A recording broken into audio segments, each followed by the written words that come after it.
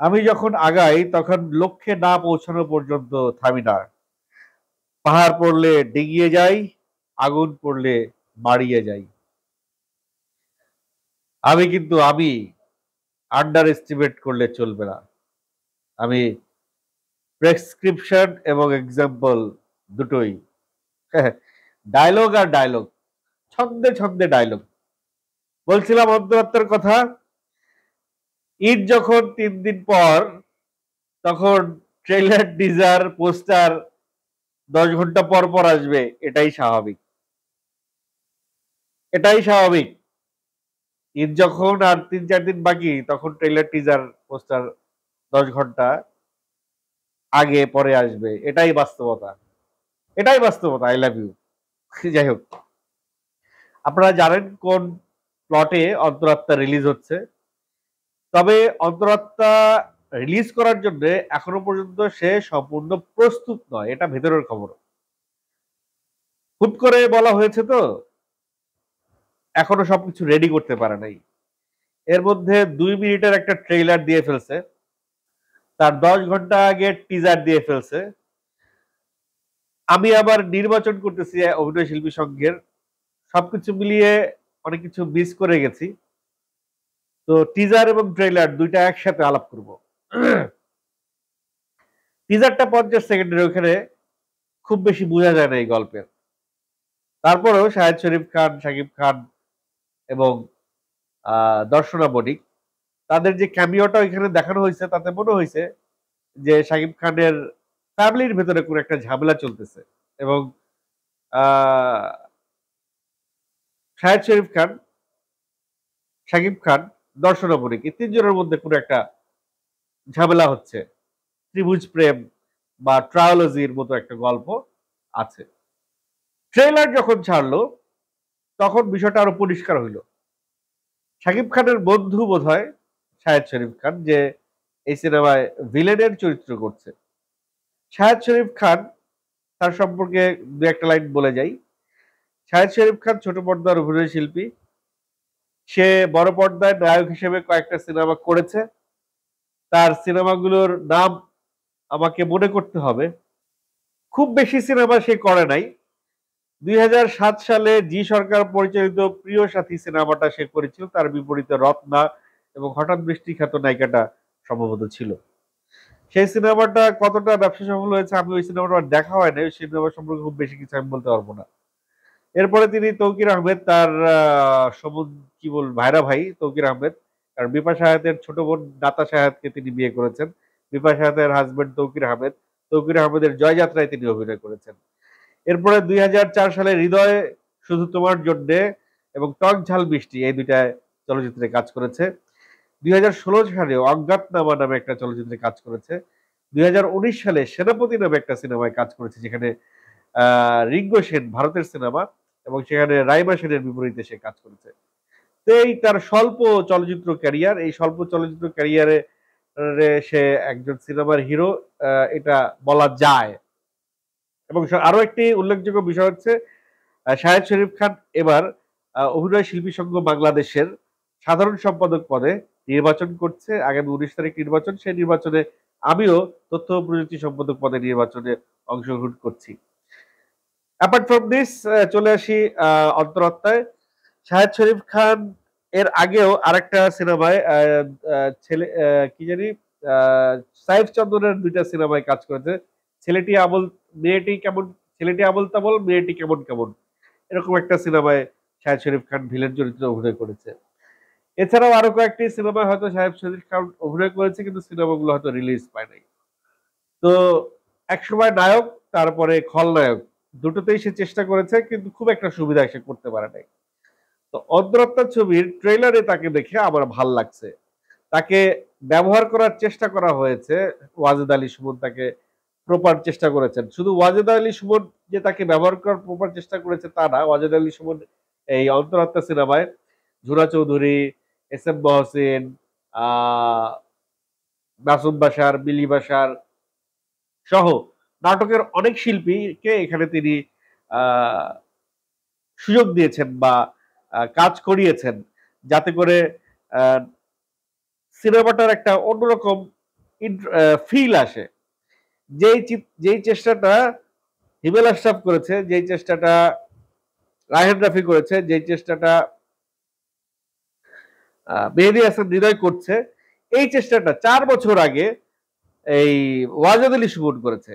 আরো একটা মজার বিষয় হচ্ছে যে রাজকুমার সিনেমার যে রাইটার, স্ক্রিপ্ট রাইটার যে লিখেছে, রাজকুমার এই তো লিখেছে, হ্যাঁ না রাজকুমার না, হ্যাঁ রাজকুমার লিখেছে, সেই রাইটার তিনি এই সিনেমার রাইটার ফেরারি সুমন, ফেরারি ফরহাদ।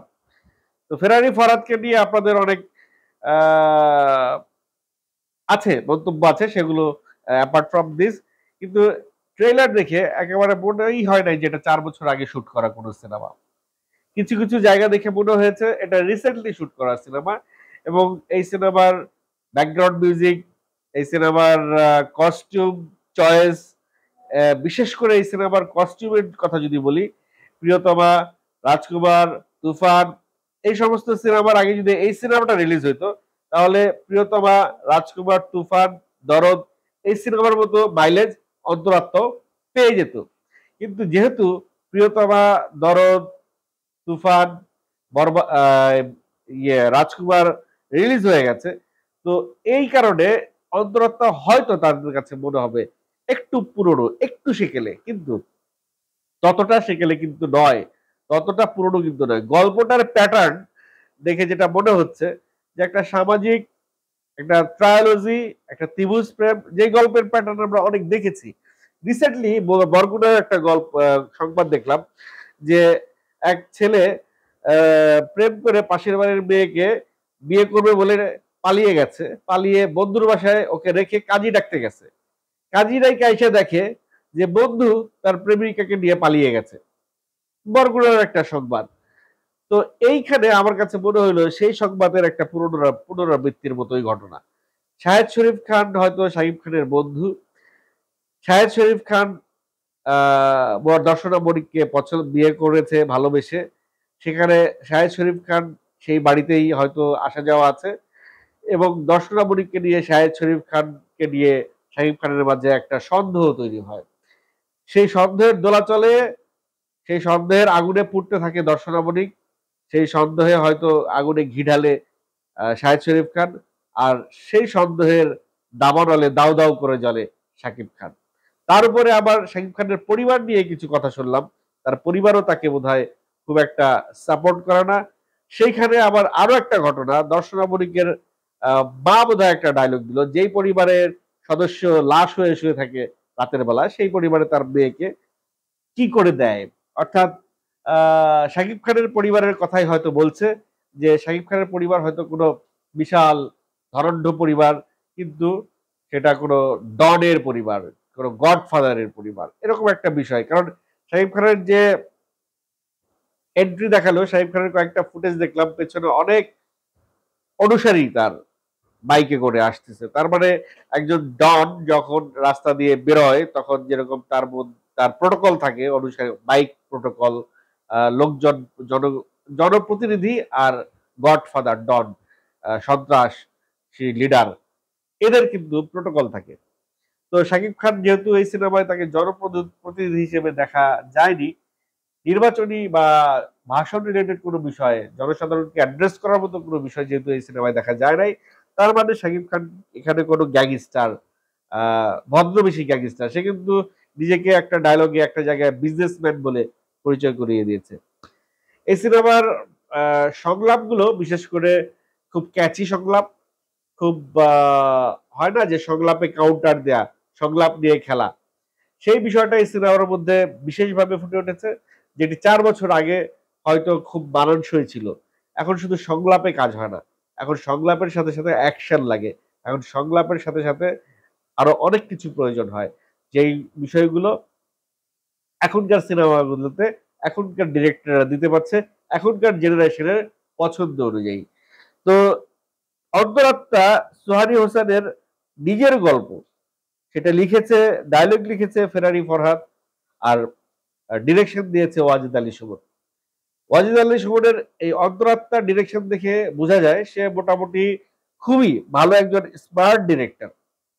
এবং তাকে যদি প্যাট্রোনাইজ করা যায়, হয়তো সিনিয়র ডিরেক্টরদের মধ্যে সে একজন হইতে পারে, যারা এফডিসি থেকে বেরিয়ে আসা কোনো এমন কোনো ডিরেক্টর হইতে পারে যে কিনা বাংলা সিনেমার সুনাম অক্ষুণ্ণ রাখতে পারবে। মানে সাকিব খান এখন যে ধরনের সিনেমা করে সেই ধরনের সিনেমা করার যোগ্যতা রাখে ওয়াজেদ আলী সুমন। আশা করছি অন্তরাত্মা বরবাদের পরে নিশ্চয়ই অন্তরাত্মা সবাই দেখবেন, যদি অন্তরাত্মা রিলিজ পায়, কারণ ভেতরের খবর হচ্ছে অন্তরাত্মা এখনো পুরোপুরি রেডি না। ঈদের আগে যদি পুরোপুরি রেডি না হয় তাহলে অন্তরাত্মা হয়তো ঈদের নাও আসতে পারে, তবে ঈদে আসার সম্ভাবনা অনেক বেশি, অনেক বেশি। সেই ক্ষেত্রে অন্তরাত্মা আর বরবাদ দুইজন দুজনের সঙ্গে লড়াই করবে কিনা, দুজন দুজনের জন্য কোনো ঝামেলা হবে কিনা, এটা নিয়ে আমি আরেকটা কন্টেন্ট করব, সেটা পরবর্তী কন্টেন্টে দেখবেন। এই কন্টেন্টটা এখানেই শেষ করছি। আপনারা আগে বরবাদ দেখবেন না আগে অন্তরাত্মা দেখবেন সেটি কমেন্ট করে জানিয়ে যাবেন।